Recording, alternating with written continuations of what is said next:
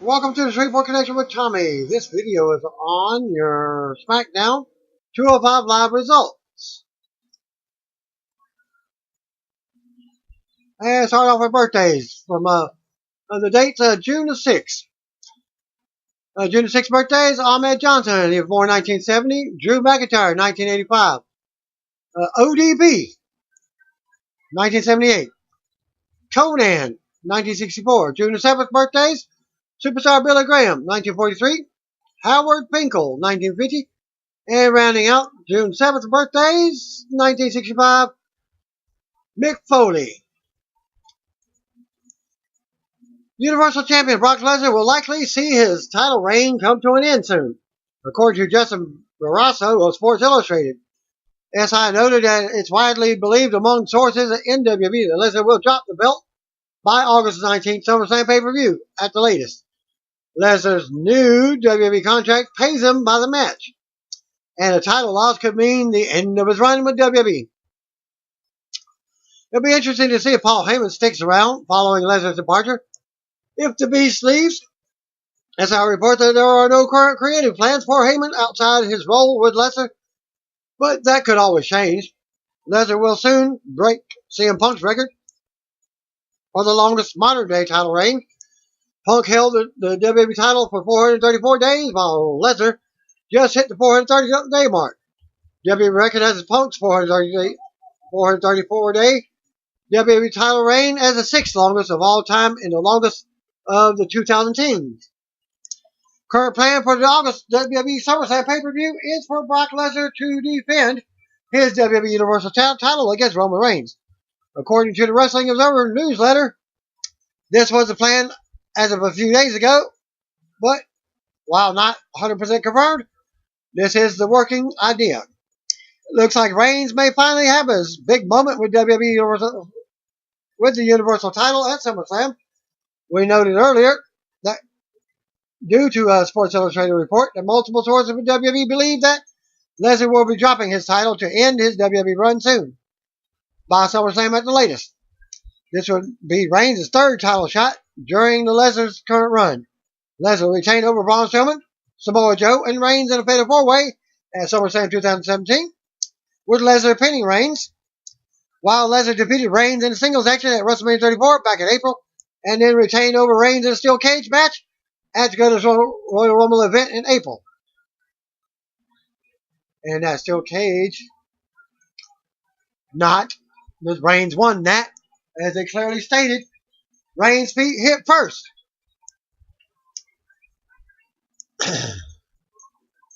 WWE has teased a plan for the major coronation with Reigns and as champion for a while now, and there's no secret that this has been Vince McMahon's goal.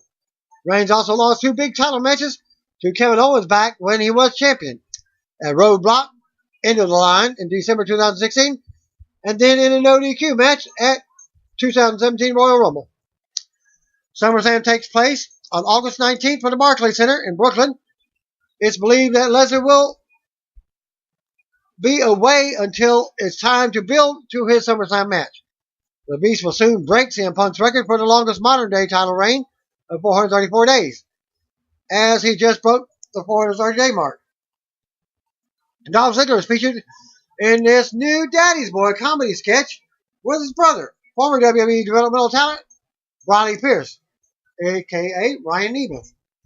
The film was directed by Ted Marsden and written by Ryan, and was an official selection at the 42nd Cleveland International Film Festival earlier this year. Again, go to that link. WWE Network recently added two World Class Championship Wrestling episodes from 1985 that had been missing from the order. According to WWE Network News, the complete WCCW library from 1981 to 1989 is still missing more than 50 episodes. The Rock revealed on Instagram that his Fast and Furious spinoff with Jason Statham will be titled Hobbs and Shaw.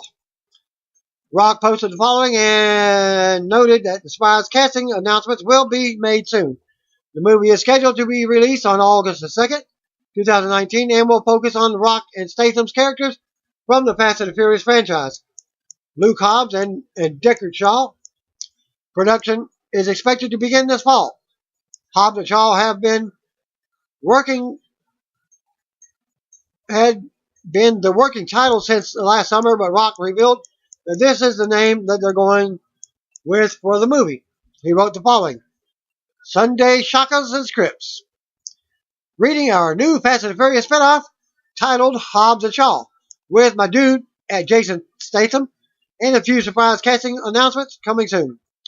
Director at David M. Leitch, also directed Deadpool 2, has a sharp, cool vision and tone for our movie, and our writer, Chris Morgan, is turning in inspired work.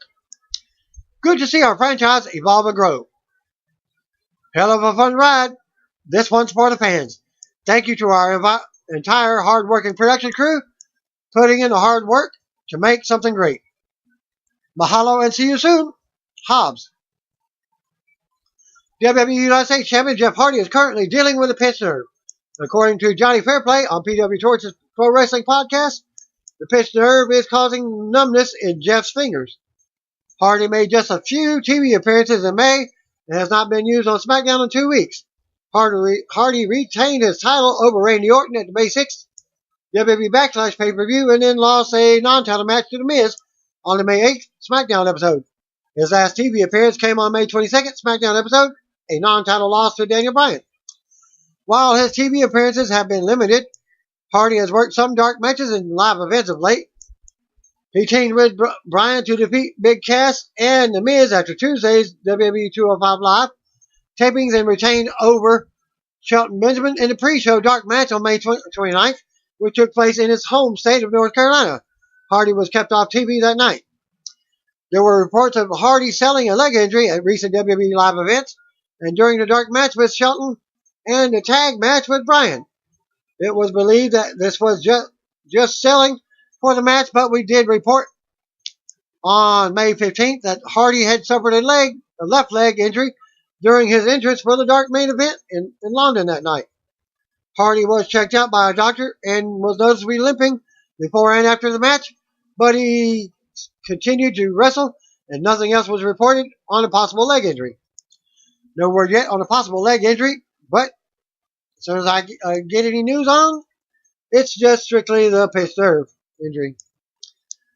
It appears as the AJ Styles Shinsuke Nakamura feud will continue past next weekend's Money in the Bank pay-per-view.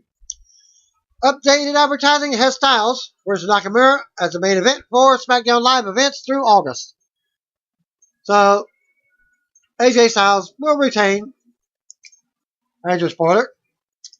Also featured on some of the cards are fatal four-way matches for the U.S. Championship with Jeff Hardy, Samoa Joe, The Miz, and Rusev. So that means Jeff Hardy's also going to retain. WWE Cruiserweight Mark Andrews announced that he won't be able to make the Download Fest this weekend due to an elbow injury. The music festival takes place from Friday through Sunday and will feature NXT matches for the third year in a row. Andrews tweeted, "Disappointed to say I won't be at Download Fest at WWE NXT this weekend due to an elbow injury. Have a great time if you're going, and make sure to check out the NXT tent throughout the weekend."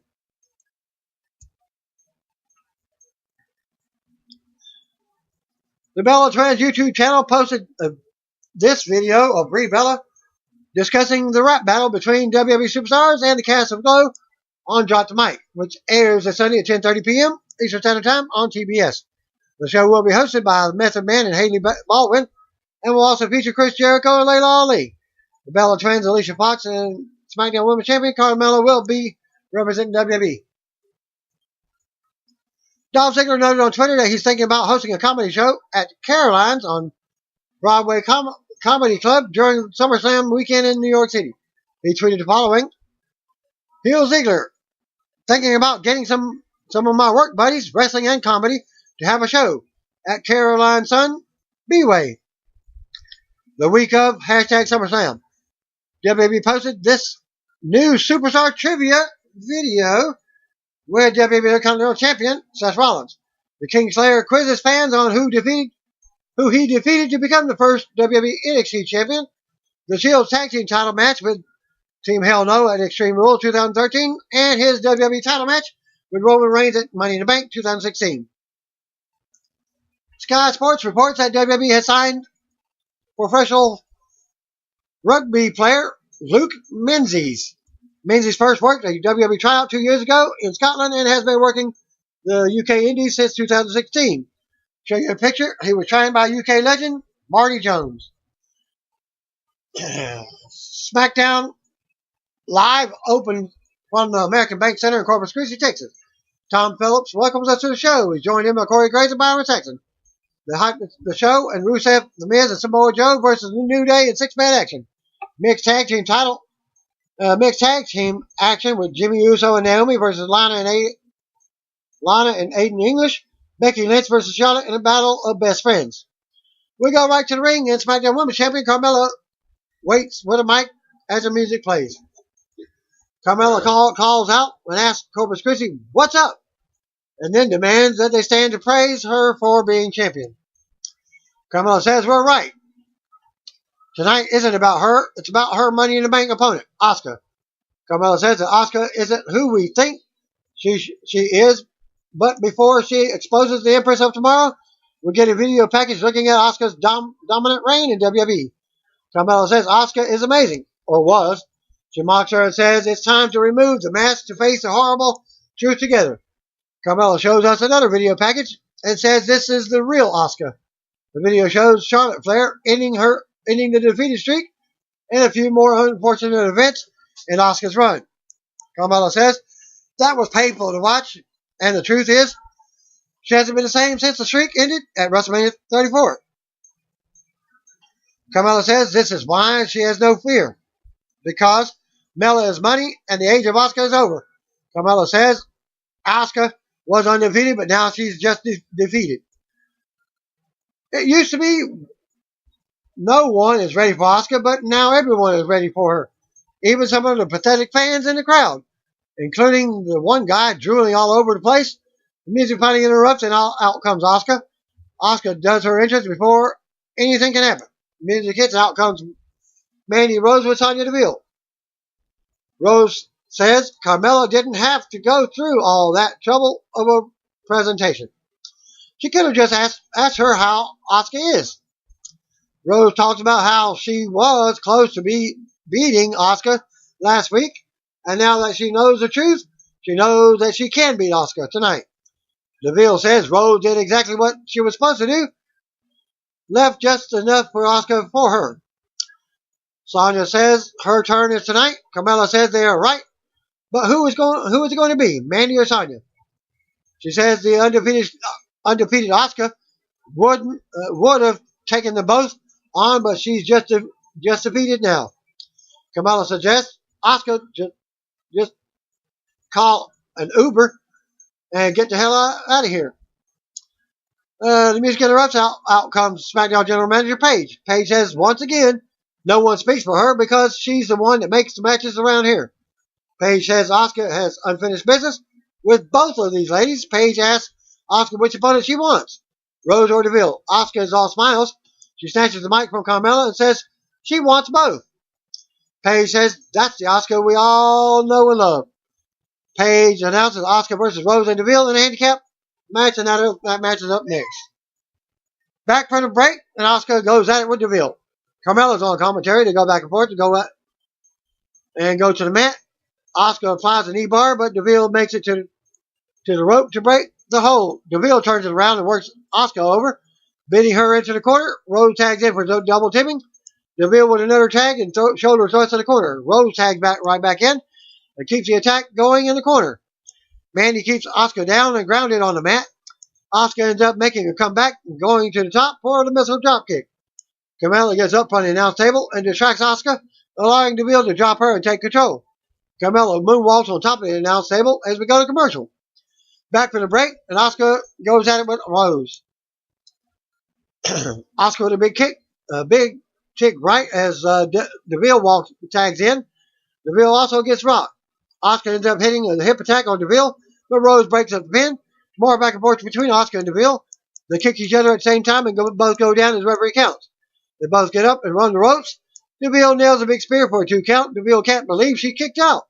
DeVille with another 2 count. DeVille with more offense while Asuka is trying to get up. Asuka catches DeVille in midair and eventually gets the Asuka lock applied in the middle of the ring as DeVille taps. What happened to Rose? No report. After the match, DeVille rolls out of the ring and Asuka stands tall, and Carmella looks on. Go to replays. Carmella enters the ring and raises the title in the air. Rose comes from behind, finally, and grabs Asuka, but Asuka drops her with a back fist. Carmella takes advantage and nails Asuka in the back of the head with the title. Carmella kicks Asuka down and poses over her with the title as her music hits. And she does a little foot kicks before she exits the ring, like she's kicking dirt around. Miz is backstage warming up with a man wearing a tuxedo t-shirt walks in. He's holding a platter of pancakes. New Day appears and wanted to apologize for being jerks as of late. They admit all Miz wanted to do is find out which member of the team will enter Money in the Bank, but they play too much. They go on and ask Miz to help them reveal their member to the WWE Universe. Miz tells them to rephrase. They have a top hat with names on paper in it, and they want Miz to pick which member gets the spot. Miz goes to pick a piece of paper, and they tell him no peeking as they pull his headband down over his eyes. Miz puts his head into the hat, and it's full of pancake batter. Miz says this isn't funny but it will be funny later when he teams with Rusev and Samoa Joe to defeat them. Miz wipes the batter all on the tuxedo shirt guy and walks off as the New Day controls him. Still to come segment, the contract signing for Shinsuke Nakamura versus AJ Styles back commercial. Harper versus Carl Anderson was up next. Back for the break, SmackDown Tag Team Champions and Bludgeon Brothers head to the ring. Luke Gallows and Carl Anderson already waiting in the ring as they look ahead to their title shot at Money in the Bank. The bell rings and Harper immediately floors Anderson. Harper keeps control for a few minutes, beating Anderson around the ring. Harper with a close 2 count. Harper takes Anderson back to the corner and works him over. Dropping him with a big chop, Harper keeps Anderson against the ropes and rips out his eye now. Gallows looks on as Harper drops Anderson with a big right hand in front of him. Harper keeps control and catches Anderson in a big side slam, driving him down to the mat. Harper sends Anderson back to the corner, but Anderson kicks at his leg. Anderson keeps fighting back and rolls Harper out of the corner, getting the pin out of nowhere. Winner of the match, Carl Anderson. After the match, Gallows and Anderson quickly retreat up the ramp as Rowan hits the ring to join Harper. They point up at Gallows and Anderson, staring them down as the music of the Good Brothers plays. We get a look back at last week's dance-off between Naomi and Lana. Jimmy Uso and Naomi are backstage now. Naomi says she's going to snatch Lana's ball at Money in the Bank and then snatch the contract. Jimmy addresses Rusev and says he will find out who the best husband-wife team really is, but Rusev isn't wrestling. Uso and Naomi welcome Aiden English and Lana to the Uso Penitentiary as we go back to the commercial. Lana and Aiden English versus Jimmy Uso and Naomi.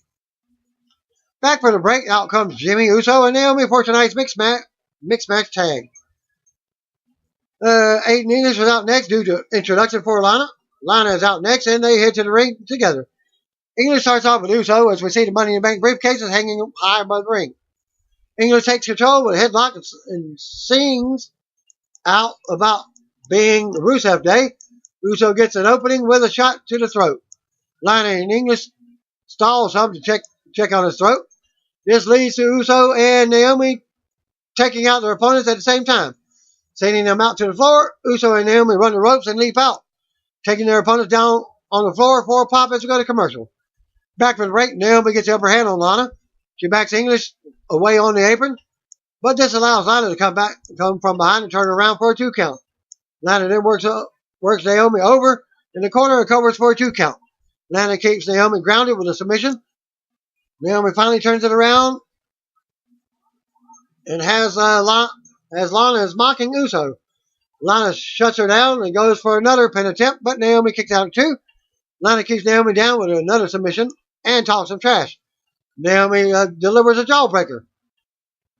Naomi then calls for a tag, but Lana stops her. They trade moves and both go down after colliding with moves. Uso and English tag in at the same time and they go at it. English counters the Samoa drop, but Uso drops him in the corner.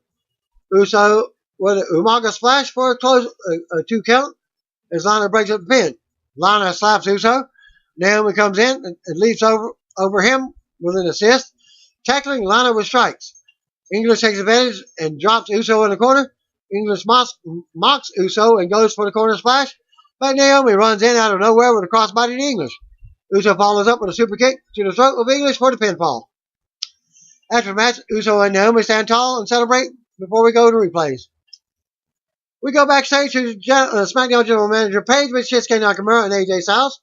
They are seated at her table for contract signing. She talks about their last man standing match at Money in the Bank and guarantees that there will be a winner. Styles asks Nakamura why he does what he does. Why he drives AJ to the edge and plays games. Because he knows he can't beat AJ. AJ goes on and says none of Nakamura's dirty tricks will work at Money in the Bank because he's walking out the same way he walked in as WWE Champion. Paige asks them to sign a contract, and AJ signs first. Nakamura says the pen is out of ink. He asks AJ to borrow his pen and gives it to him. Nakamura says that pen is broken. AJ gets up and tells Nakamura to get up like a man. Paige tells him AJ to relax. AJ is tired of these games. AJ slaps Nakamura in the face and is escorted out of the room. Nakamura now wants to sign the contract, and he does. He looks at Paige and says, "Last man standing." And then leaves. Still to come segment, Becky Lynch versus Charlotte. Back to commercial. And that match is up next. Back for break. Out comes Charlotte first, then Becky was out last. Normally when the last person comes out, normally wins the match. Just a spoiler. They lock up and go at it to start. Becky lands the first takedown. More back and forth. Flair goes for an early figure four, but can't get it locked.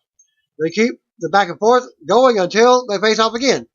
Flair with more offense and a 2 count. Flair with another takedown before they get back to their feet and face off. They meet in the middle of the ring for some friendly tea time, and Flair catches a kick, as does Becky.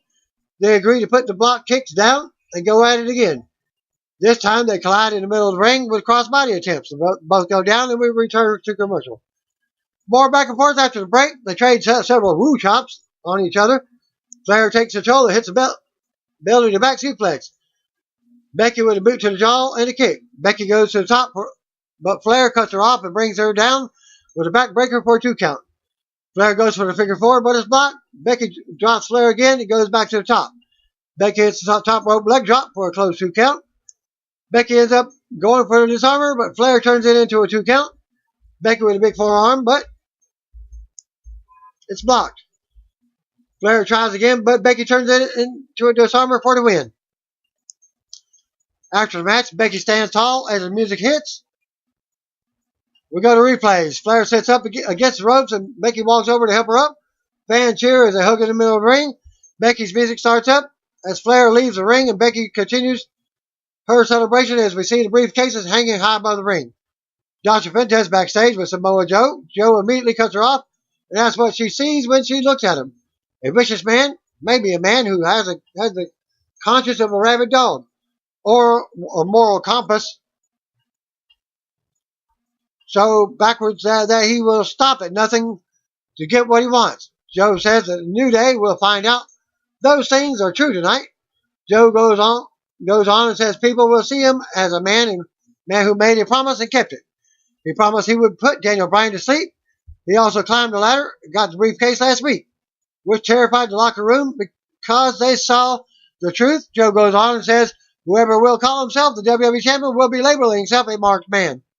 Joe says with him, what you see is what you get, and everyone will get it very soon. We go to commercial. Back from the break, we get Renee Young near the stage. She brings out Big Cass for an interview. Renee asks about Cass facing Daniel Bryan at Money in the Bank. He starts bragging about his height, knocking Bryan for his size. Cass shows us what happened last week after Samoa Joe put Bryan to sleep. Cass says he almost feels bad for Bryan, but Bryan brought it on himself by asking to come back to WWE and asking to get back in the ring. Cass says little did Bryan know that he would have a 7-foot shadow following him everywhere he went.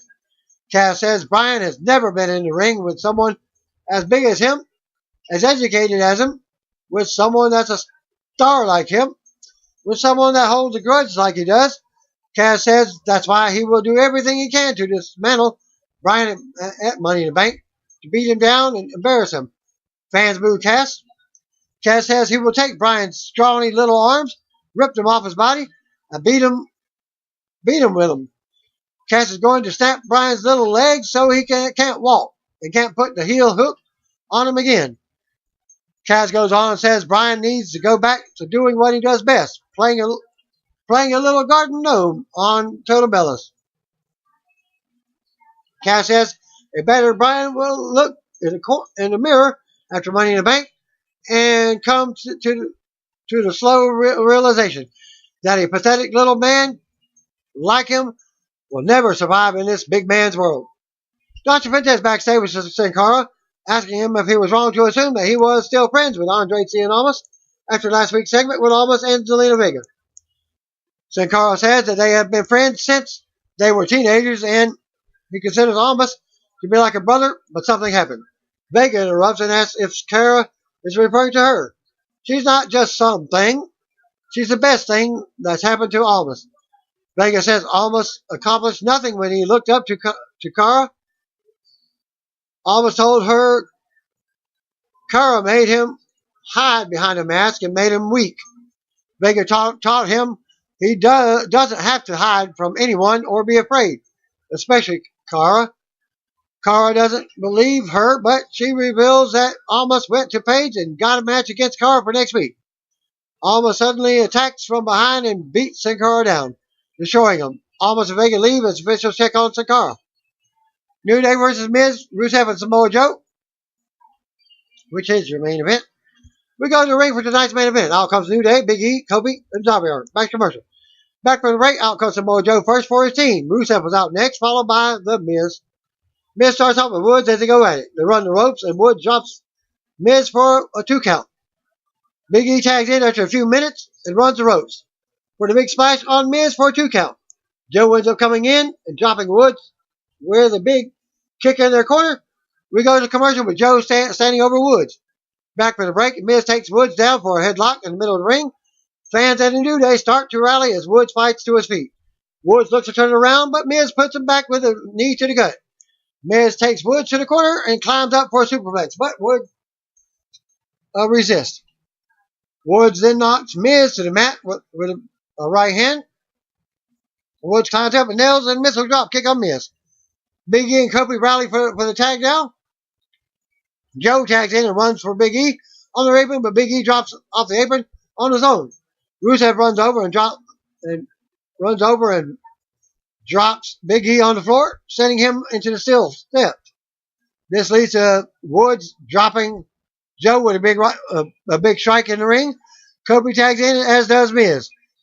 Kobe unloads and knocks Rusev off the apron. Kobe with a drop kick to Miz. Kobe with a big crossbody off the top for a close 2 count. Kobe with SOS and a boom drop.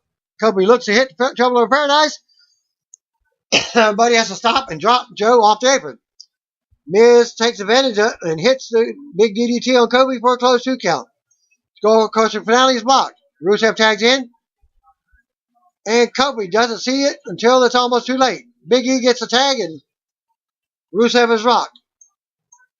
Big E with overhead belly-to-belly suplex on Rusev. Big E gets caught with a knee from the apron as he charges at Rusev. Big E is stunned as Joe comes in and drives him back to the mat. Joe with a 2 count as Woods breaks up the pinfall. Woods then dumps Rusev over the top rope to the floor. Woods runs the ropes and leaps out. Taking Rusev down on the floor, Miz tags in and whips Joe into Big E and Kobe, but they send him to the floor. Miz goes for a skull crushing finale on Big E, but they stop as Kobe looks to springboard in, but Joe takes him down on the floor. This leads to Big E spearing Miz from the ring to the floor as Joe takes Woods off the apron to the floor into the Coquina clutch. Kobe leaps off the apron to save Woods, but Rusev knocks him out of the air with a Machka kick. Miz sends Big E into the steel ring post and directs traffic. Miz and Rusev and Joe hold Big E as he goes out of the ring and grabs the pancake platter. Kobe comes off the apron, but gets knocked off, which causes Miz to accidentally toss pancakes on his partner. Miz pleads, but Rusev drops him with a Monster kick, and Joe hits him with a senton while he's down. Rusev and Joe walk out on Miz now. Big E comes in and scoots Miz as Kofi comes flying off the top for the midnight hour. Big E then covers Miz for the pinfall. After the match, New Day hits the ring, starts celebrating as Miz recovers on the floor. As SmackDown goes off the air with New Day celebrating as fans cheer him on. 205 Live starts off with it was announced on this week's 205 Live episode that Lio Rush of the WWE NXT will be coming to Tuesday night soon. No word yet on when he will debut, but a vignette was shown with Rush saying he is the man of the hour, planning the perfect attack on the brand. Rush also said he was the best cruiserweight in the world. At 23 years old, a 23-year-old piece of gold, a gift, a living legend, and a phenomenon. And there's a screenshot of the vignette and Twitter comments from Rush, who recently launched his rap career under the LI name. This week's episode 205 Live starts with highlights from last week's Cruiserweight Championship match between Buddy Murphy and retaining champion Cedric Alexander. Drake Maverick announced that the ongoing conflict in the tag team division will continue tonight in a match between Lince Dorado and Brian Kendrick. The main event of the show will see Mustafa Ali versus Buddy Murphy. Maverick states that this is the third chapter in a rivalry whose message of intent to deliver top quality bouts to 205 Live fans is palpable and in its intensity. Lince Dorado versus Brian Kendrick. Vic Joseph, Nigel McGuinness, and Percy Watson are ringside for commentary for the night. And they're joined in by Drew Gulak, who makes his way to the ring with his new associate, the Brian Kendrick. Majority of this match sees a cocky Kendrick strut around the ring, delivering stiff offense in the form of knees to the back of the head, sidewalk knee breakers, and the variations of debilitating headlocks.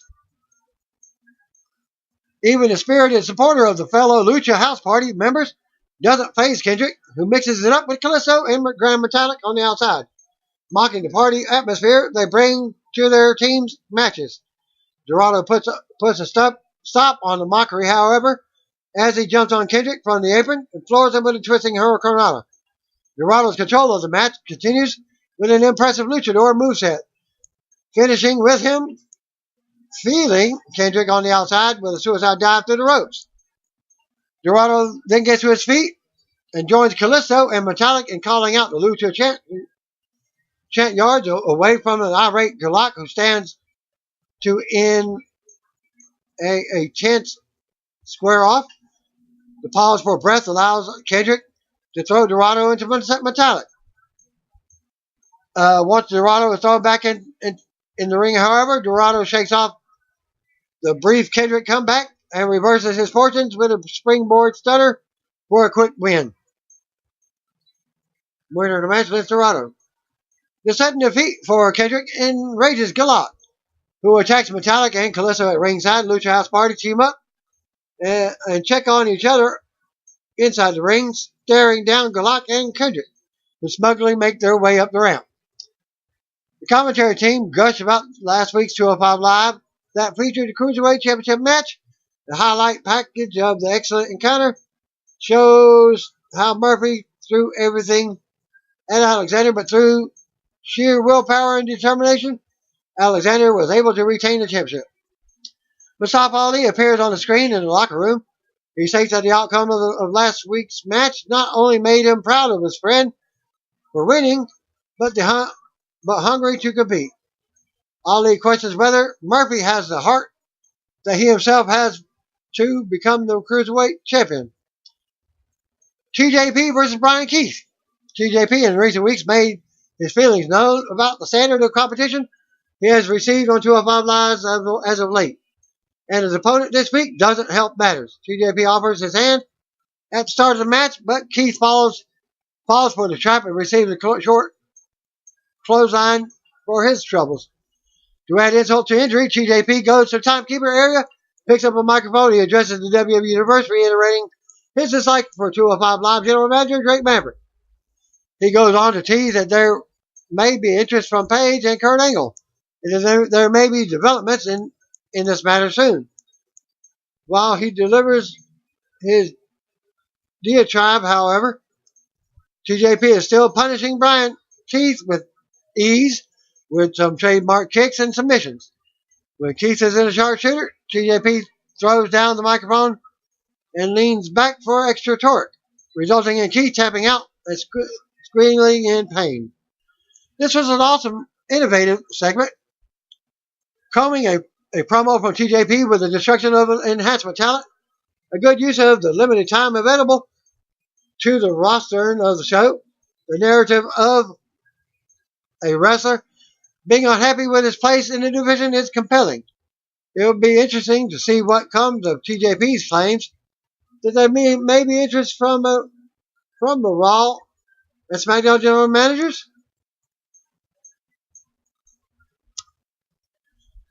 Nick Joseph said that although TJP just hinted at leaving the show, the door is always open to bring in new cruiserweights. This results in a huge hype video for the upcoming 205 Live debut of Leo Rush. Joseph announced that this next week's episode will feature six-man tag team match between the Lucha House Party, Drew Gulak, Jack Gallagher, and the Brian Kendrick. Mustafa Ali versus Buddy Murphy. After Mustafa Ali has made his way to the ring, Murphy was asked backstage by Dr. Fuentes if his debut last week hurt his chances of staying in the championship picture.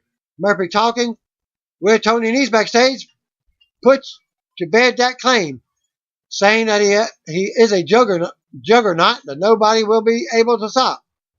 Despite Murphy's claim backstage, the frustration at losing last week is clear for all to see in the early stages of this match. As he ragdolls Ali from corner to corner, chops from Ali and only anger Murphy further. But Ali has enough eviction about him to try and ensure Murphy isn't as dangerous to his opponent as he was last week. Ali eventually has Murphy atop the turnbuckle, seemingly looking for a sunset flip powerbomb. Murphy escapes and jumps off the ropes, delivering a variation of Samoan drop that crashes Ali's midriff into the turnbuckle. Like Alexander's back last week, Murphy seems focused on the midsection of Ali, punishing him with sidewalk knee breakers and abdominal stretches. The ever-resilient Ali used physical momentum to throw the heavier Murphy from off his back into the corner. He capitalizes on this by impaling Murphy's head into the mat with a standing reverse Rana. Trying to regain his composure, Murphy crawls to the other end of the ring, but Ali wastes no time and pounces with a club to the back. Murphy is now caught in the ropes. This is a familiar destination in Murphy's matches with Ali. Ali remembers this and takes advantage with a rush frog splash from the top rope. Both men are favoring their ribs after Ali's failed pin attempt. They both gingerly get to their feet, trade heavy forearm strikes back and forth. Expending what little energy they have left, Murphy blocks the final blow. And after a short flurry of blocks and counters being applied, Ali gains the upper hand with an enscoring. Ali then attempts to X-Factor facebuster from the ropes, but an Easter jaw from Murphy swings momentum his way. Murphy drags his opponent out to the apron and looks for his devastating running suplex. Ali struggles out of the move, however, he dodges in the coming knee from Murphy, who connects with a corner sanction.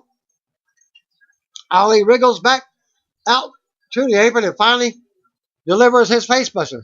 Ali goes back in the ring, climbs the turnbuckle, but Murphy, living up to his juggernaut moniker, runs over and super kicks Ali's trapped head. Ali is now on Murphy's shoulders in a supine position with his back being stretchered the wrong way. Murphy's rotating DDT does significant damage. The action spills to the outside. Trademark Ali comes back in on the cards. There looks to be no doubt as to how this match will turn out. Now as Ali delivers a breathtaking tornado DDT from the top rope. to Murphy on the floor. Murphy looks to be out cold as he is rolled back into the ring. Ali looks to finish the match as the victor with his inverted 450 splash finisher. He does win the match, however, it is not by the way of a 450, rather by disqualification. This is because, seemingly out of nowhere, Hideo Itami appears on the apron and sweeps Ali's legs out from underneath as the referee calls for the bell due to the interference. The narrative going into the match between Ali and Murphy was to see who had what it took to contend for the Cruiserweight Championship. However, Hideo Itami clearly has other ideas as he screams in Ali's face that he has his next in line. He continued to attack Ali and posing for the audience as extra officials and medical examiners come to check on Ali as 205 Live goes off the air. This is a welcome change to the main event some of the Cruiserweight show. With Itami's lack of respect for his fellow man and his penchant for inflicting violence on others. He now poses a real threat to not only the championship contenders, but Cedric Alexander himself. Make sure to check out